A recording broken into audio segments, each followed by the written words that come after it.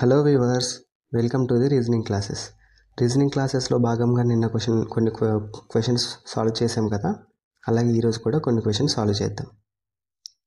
First question 25, 30, 40 and 55, 75 ఇక్కడ comma ఉంది. అయితే 25 నుంచి 30కి వచ్చేసరికి 5 యాడ్ అయింది.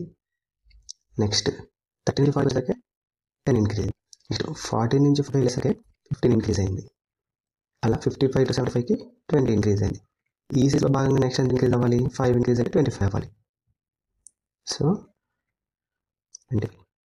75కి 25 యాడ్ చేసి చూడండి, 100 వస్తుంది. So option D is the right answer. Second question, syllogisms. Statements ఇచ్చారు. All pages are diaries. పేజెస్ని మనం పి అనుకుందాం. పేజెస్ని పి అనుకుందాం, డైరీస్ని డి అనుకుందాం, బుక్స్ని బి అనుకుందాం, నోట్బుక్స్ని ఎన్ అనుకుందాం. So all pages are diaries అన్నారు కదా, ఇక్కడ పేజెస్ అనుకోండి, ఇదంతా డైరీస్ అవుతుంది. ఇది డైరీస్. నెక్స్ట్ మనకి సమ్ డైరీస్ ఆర్ బుక్స్ అంటున్నారు కదా, ఇది బుక్స్ అనుకోండి, డైరీస్ బుక్స్. సో ఇది some pages, some books are diaries అంటే. Next all books are notebooks అన్నారు, బుక్స్ అన్ని నోట్బుక్స్ అవ్వాలి. ఇలా రాసుకోవచ్చు. ఇప్పుడు బుక్స్ అన్ని నోట్బుక్స్ అవుతాయి. ఇప్పుడు ఇక్కడ కన్క్లూజన్స్లో చూస్తే no page is a notebook అన్నారు, no page is a notebook అన్నారు. మనకి పేజ్కి నోట్బుక్కి డైరెక్ట్ రిలేషన్ లేదు. సో కంపల్సరీగా 1 అనేది చెప్పలేము. ఎందుకంటే నోట్బుక్ అనేది ఇక్కడ కాకుండా సపోజ్గా ఇక్కడ రాసి ఉంటే, ఒకవేళ ఈ ఏరియాలో రాసినట్లయితే, ఫర్ సపోజ్ నోట్బుక్ అనేది ఇలా రాయకుండా ఇక్కడ రాసామనుకోండి, ఇది ఇక్కడ బుక్స్ పెట్టేసి ఇక్కడ నోట్బుక్స్ రాస్తే అప్పుడు పేజెస్ నోట్బుక్స్కి రిలేషన్ ఉన్నట్లే. సో ఎగ్జాక్ట్గా చెప్పలేము. ఈ నో స్టేట్మెంట్స్లో ఉండే కన్ఫ్యూజన్ అదే. సో ఎగ్జాక్ట్గా చెప్పలేము నో స్టేట్మెంట్ని, కాబట్టి ఇది wrong. Next all pages are notebooks అంటున్నారు, ఆల్ పేజెస్ నోట్బుక్స్ అంటున్నారు. అంటే అయ్యే ఛాన్స్ ఉంది, అవ్వకూడని ఛాన్స్ కూడా ఉంది. కానీ అవ్వకూడని ఛాన్సే ఎక్కువ ఉంది, ఎందుకంటే ఆల్ బుక్స్ ఆర్ నోట్బుక్స్ అని చెప్పారు కానీ పేజెస్ అని చెప్పలేదు కదా. సో ఈ కన్క్లూజన్ కూడా రాంగే. All diaries being notebooks is a possibility అన్నారు, all diaries being notebook is a possibility అన్నారు. సో పాసిబిలిటీ అన్నారు కాబట్టి వాటి మధ్యలో రిలేషన్ ఉంది కాబట్టి అయ్యే ఛాన్సెస్ ఉన్నాయి. సో ఆప్షన్ 3 ఈజ్ ద ఇక్కడ థర్డ్ కన్క్లూజన్ అనేది రైట్ అవుతుంది. ఇక్కడ థర్డ్ కన్క్లూజన్ ఎక్కడ ఉంది? ఇక్కడ ఉంది. So option 3 is the right answer. Let's move on to the third question.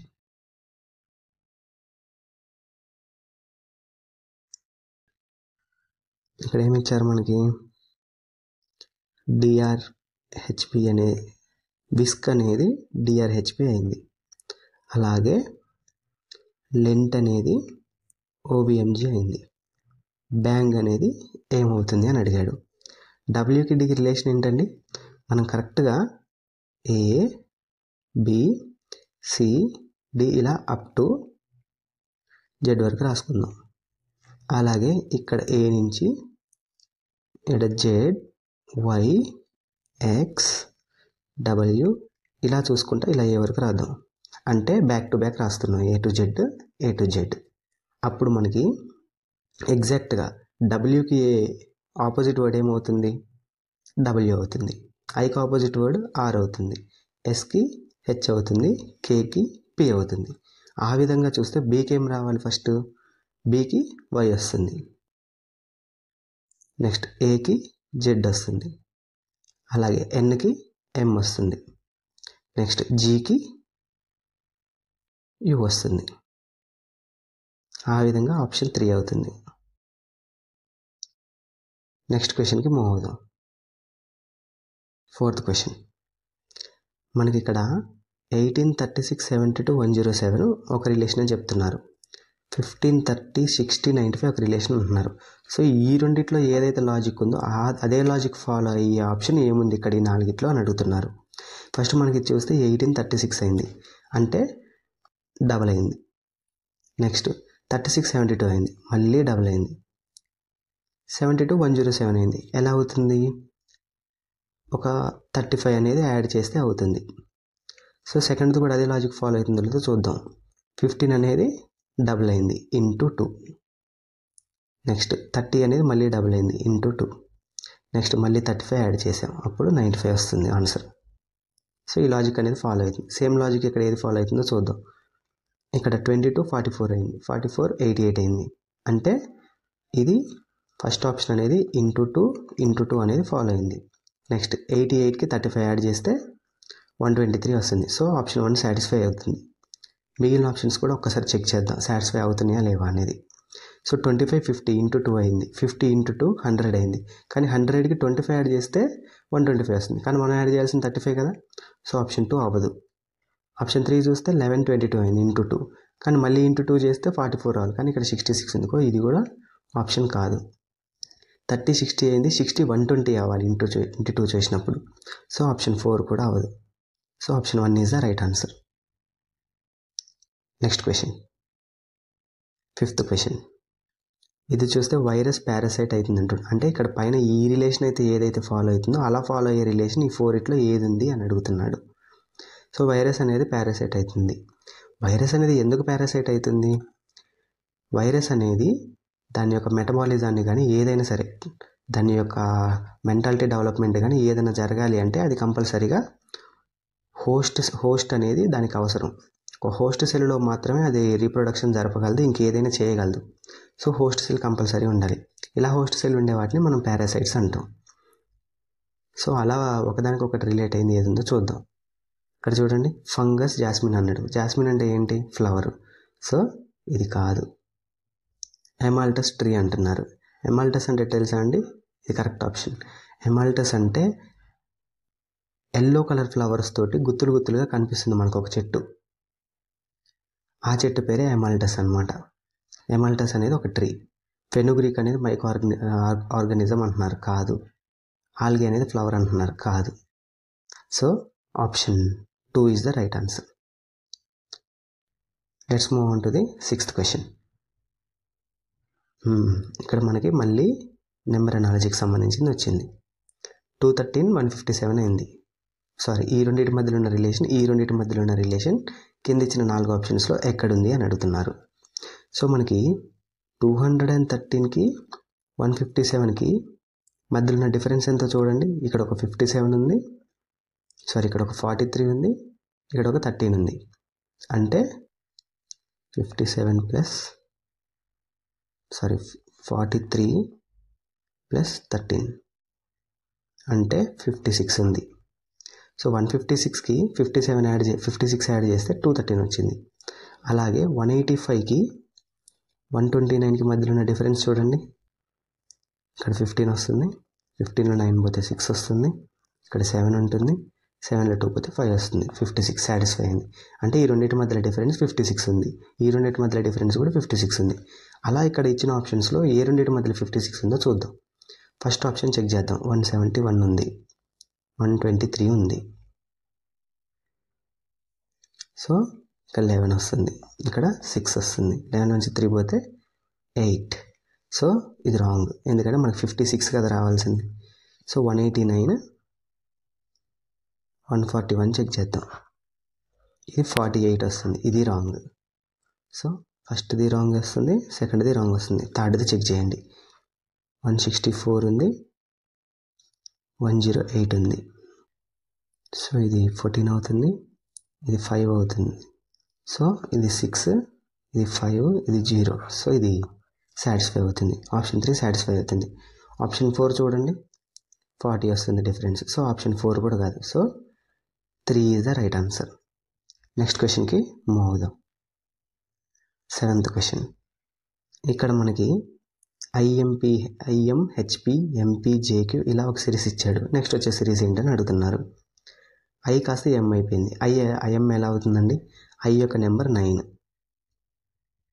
M యొక్క నెంబర్ 13, అండ్ Q యొక్క నెంబర్ 17, U యొక్క నెంబర్ 21. అలా చూస్తే 4 డిఫరెన్స్ అనేది మనకి కనిపిస్తుంది ఇక్కడ వీటి మధ్యలో. అలాగే 21కి 4 యాడ్ చేస్తే ఎంత వస్తుంది? 25 వస్తుంది. సో 25th నెంబర్ ఏంటిది మనకి? వై. సో ఫస్ట్ది వై వస్తుంది నెక్స్ట్ సిరీస్లో. నెక్స్ట్ అలాగే ఎం కాస్త పి అయింది, పి కాస్త ఎస్ అయింది. ఎం నెంబర్ ఎంత? 13, పి నెంబర్ 16, అంటే నెక్స్ట్ దానికి 3 యాడ్ అవుతుంది. నెక్స్ట్ ఎస్ నెంబర్ ఎంత? 19, మళ్ళీ 3 యాడ్ అవుతుంది. నెక్స్ట్ వి నెంబర్ ఎంత? 22, మళ్ళీ 3 యాడ్ అవుతుంది.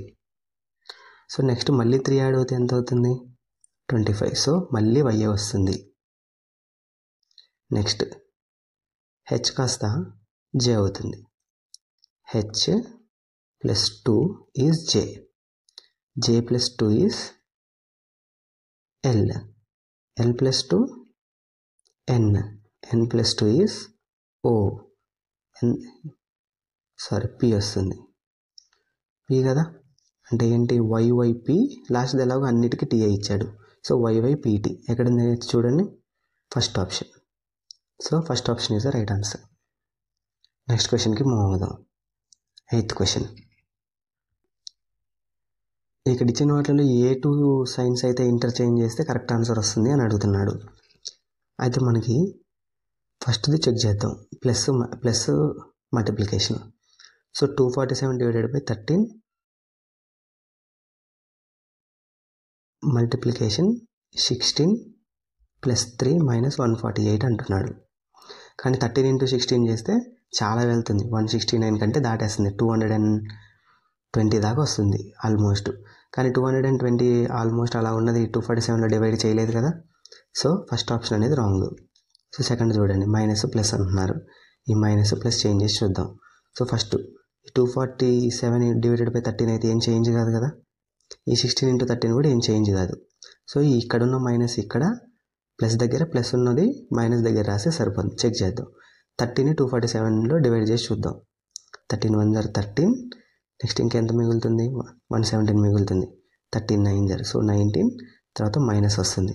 ఎందుకంటే ఇక్కడ మైనస్ అనుకున్నాం కదా ఇంటర్చేంజ్ చేశాక, ఇక్కడ ప్లస్ అనుకున్నాం కదా. మైనస్ 16 3 జర్ ఎంత? 48, తర్వాత ప్లస్ 148. సో ఇది మొత్తం సాల్వ్ చేశాక మనకి 119 వస్తుంది. సో 119 వస్తుంది కదా, సాటిస్ఫై చేసింది కదా. So option 2 is the right answer. మిగిలిన రెండు చెక్ చేయాల్సిన అవసరం లేదు. 9th question. 5ని 12 18 44 10, 4ని 12 30 42 36, 3ని ఎలా రాస్తామని అడిగాడు. సో ఇక్కడ కరెక్ట్గా చూస్తే 5 ప్రతి ఒక్క లెటర్కి డబుల్ అయిపోయింది. ఇక్కడ డబుల్ ఎందుకు అయింది అనేది చెక్ చేద్దాం. ఒరిజినల్గా ఎఫ్ నెంబర్ ఎంత? 6, కానీ 6 డబుల్ అయితే ఎంత వస్తుంది? 12. సో ఇక్కడ ఇచ్చిన ప్రతి ఒక్క లెటర్ని, ఆల్ఫాబెట్ని డబల్ చేసి రాశాడు అంతే. ఇక్కడ ఐ నెంబర్ ఎంత? 9, దాన్ని డబల్ చేస్తే 18 వస్తుంది, 18 రాశాడు. బి నెంబర్ ఎంత? 22, దాన్ని డబల్ చేస్తే 44 వస్తుంది, అది ఇక్కడ రాశాడు. ఈ నెంబర్ ఎంత? 5, దాన్ని డబల్ చేస్తే ఎంత వస్తుంది? 10 వస్తుంది, ఆ 10 ఇక్కడ రాశాడు. సో ఆ విధంగా 3 చెక్ చేసి చూడండి. లాస్ట్ ఈ ఉందంటే లాస్ట్ 10 10 ఇలా ఎండ్ అవ్వాలి. ఇలా ఎండ్ అయ్యే ఎన్ని ఉన్నాయి? 4th ఆప్షన్ ఒకటే ఉంది. సో అన్నీ చెక్ చేయాల్సిన అవసరం లేదు, ఈ లాస్ట్ 2 చెక్ చేస్తే వచ్చేసింది. Option 4 is the right answer. 10th క్వశ్చన్కి మూవ్ అవుదాం. ఈ ఎంటాంబ్ అనే ఒక ఇంగ్లీష్ వర్డ్ని మనం ఆల్ఫాబెటికల్ సిరీస్లో రాసామనుకోండి, ఎన్ని అన్చేంజ్డ్ అన్నారు, ఇది కరెక్ట్గా చదవాలండి. ఎన్ని అన్చేంజ్డ్ అని అడిగాడా, ఎన్ని చేంజ్డ్ అని అడిగాడా, అది కరెక్ట్గా చదవాలి మనం. సో ఇక్కడ రిమైన్ అన్చేంజ్డ్ అంటే చేంజ్ కానివి ఎన్ని ఉన్నాయి అని అడిగాడు. ఫస్ట్ ఎంటోమ్ రాసుకుందాం.